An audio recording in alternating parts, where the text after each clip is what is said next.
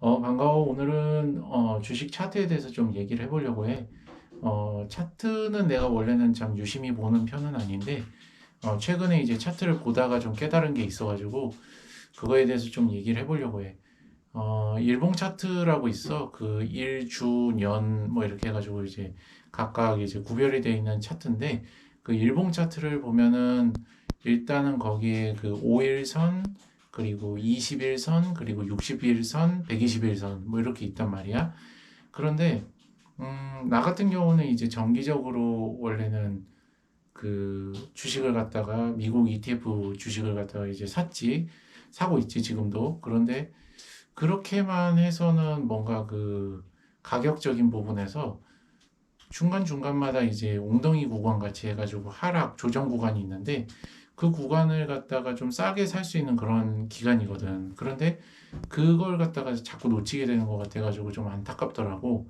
물론 이제 그 장기적으로 우상향하는 거기 때문에 이제 뭐 그런 부분들을 좀 뭐 신경 쓰지 않더라도 뭐 신경을 안 쓰고 편안하게 그냥 내 할 일 하면서 그냥 살겠다 그렇게 생각을 하면은 굳이 그것까지 이제 신경 쓸 필요는 없겠지만 최근에 이제 내가 어떤 그런 정액 투자법을 계속 하면서 나름 좀 생각을 해보니까 그런 웅덩이 구간까지도 내가 카바를 치고 거기에 맞춰가지고 좀 추가 매수를 할 수 있으면 더 이렇게 빨리 자산을 갖다가 불릴 수도 있고 또 그렇게 조정 구간이 있는 부분마다 또 내가 놓치지 않고 그것들을 갖다가 얻을 수 있는 수익을 얻을 수 있는 그런 기회가 되겠다라는 그런 생각이 드는 거야. 그래서 내가 아까 얘기했듯이 이제 그 일봉 차트에서 5일 선하고 이제 5일 평균선, 20일 평균선, 60일 평균선, 120일 평균선이 있는데 그거에 대해서 어떻게 활용을 해야 되는지 좀 설명을 해줄게. 이게 말로만으로는 좀 설명이 될지 모르겠는데 만약에 이거에 대해서 좀 이해할 수 있다면은 그렇다면은 좀 투자하는데 좀 도움이 많이 되지 않을까 그렇게 생각이 들어. 일단은 보통 이제 그 일봉 차트를 보게 되면은 맨 밑에가 이제 그 121선이 있어. 그 다음 위에가 61선, 그 위에가 21선, 그 위에가 5일선이야. 그래서 이 높이로 해가지고 보통 일정하게 위로 우상향하는 그런 모습을 보인단 말이지. 그런데 뭔가 세상에 어떤 정세가 바뀐다든지 어떤 안 좋은 이슈들이 이제 생기게 되면은 이게 그 꺾이고 역전되는 그런 현상들이 발생을 해. 그러니까 어떤 말이냐면 예를 들면 항상 그 5일봉 밑엔 20일봉, 60일봉이 있는데 이게 60일봉이 가장 위가 되고 뭐 그 위에 20일봉이 있고 뭐 그 밑에 이제 그 5일봉이 있는 뭐 그런 역전 형상이 일어난단 말이야. 그거는 이제 평균 지금까지 있었던 그런 평균적인 그런 상승세하고는 완전히 반대의 그런 하락세가 일어난다라는 의미고, 그때 이제 어떻게 보면은 이제 매수 타이밍이라고 할 수가 있는 거지. 추가 매수를 할 수 있는. 내가 이제 정기적으로 이렇게 매수를 하고 있지만 그 사이사이에 그런 뭔가 조정의 시간이 오면은 그때 이제 매수를 추가적으로 더 한다는 거지. 그러면은 이제 구체적으로 그게 언제 그 매수를 해야 되느냐?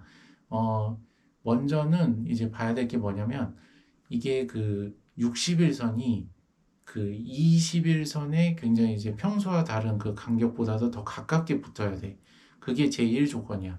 그리고 그 상황 속에서 5일선이 20일선하고 딱 만나는, 그러니까 5일선이 하방을 해가지고 그 20일선하고 딱 만나는 그 교차 지점, 그때부터 이제 매수를 하루에 일정 매수를 하기 시작을 하면 돼. 그러면서 이 5일선은 그때부터는 자세히 봐야 되는데 5일선이 이제 하방을 치면서 내려가기 시작을 해. 그러면은 그 각도에 따라서 보통 예상을 할 수 있단 말이야. 그 각도가 너무나도 가파르면 보통은 내가 그 전까지 이제 있었던 데이터들을 보면 한 달 반 정도까지는 계속 하락을 하는 것 같더라고. 최근에 이제 그 이란 전쟁으로 인해서 미국 이란 전쟁으로 인해서 S&P 지수 같은 경우에도 보면은 5일선이 굉장히 깊게 지금 각도를 하면서 내려가고 있어. 이제 얼마 되진 않았는데 이게 아무래도 그 전에 이제 있었던 그런 이슈들의 조정 기간들을 보면은 한 달 반 정도 내려갈 수 있는 그런 각도인 것 같아. 그러면은 이제 이 각도가 밑을 계속 5일 그 평균선의 각도가 밑을 계속 향하고 있으면 그 향하고 있는 상태에서는 계속적으로 이제 매수를 매일매일 하면 돼. 일정 금액만큼 일정 뭐 하루에 뭐 S&P 한 주를 산다든지 뭐 QQQM이 그러고 있으면 QQQM을 한 주를 산다든지 뭐 그렇게 하면 되는 거야. 그래서 이제 계속 내려가. 그러다가 어느 순간 회복하는 순간이 있어. 그러면은 그 그래프가 이제 5일선 평균선이 이게 위로 살짝 꺾이든지 아니면은 이렇게 평평해진다든지 뭐 그렇게 된단 말이야. 그렇게 되면은 그때부터는 이제 매수를 더 이상 하면 안 돼.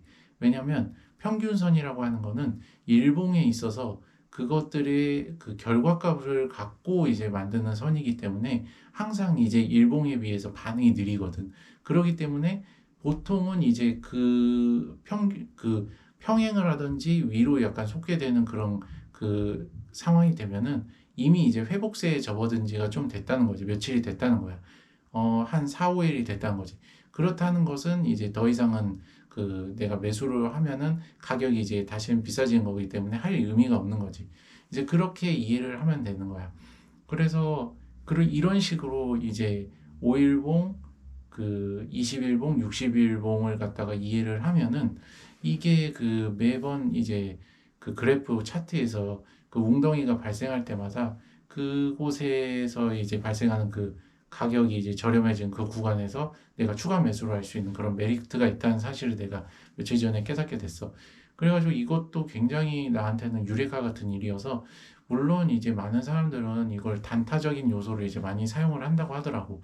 근데 나는 이걸 장기 투자적인 그런 웅덩이 매매법으로 좀 쓰기에 꽤 유익한 것 같더라고.